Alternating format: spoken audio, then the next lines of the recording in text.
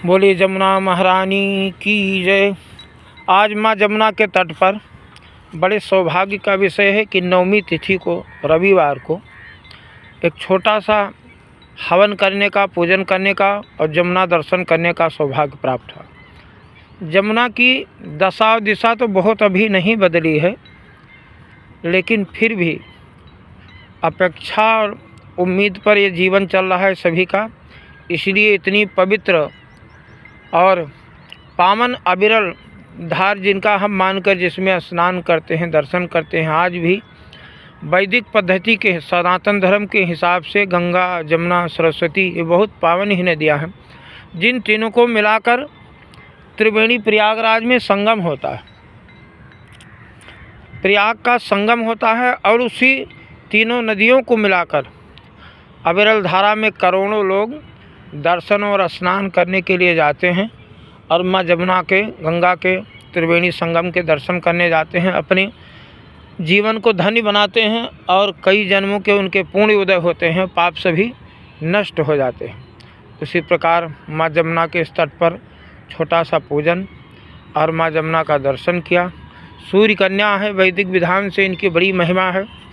और सायंकाल सबसे बड़ी बात है कि माँ जमुना का बहुत भव्य विशाल आरती होती है। उस आरती में भी जमुना जी के सम्मिलित होने का सौभाग्य प्राप्त हुआ है। माँ जमुना का आरती भी देखने का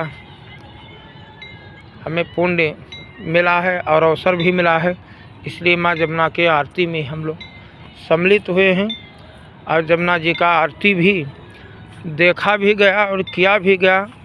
और तमाम लोग माँ जमुना का नित्य प्रति सायंकाल शाम को 6 बजे, लगभग 6 से 6:30 बजे तक आरती होता है ITO के इसी छठ घाट पर।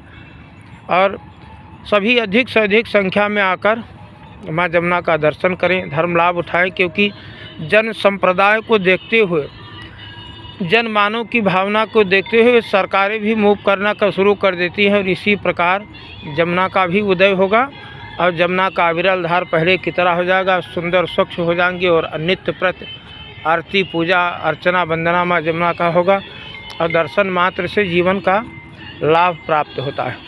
कई जन्मों के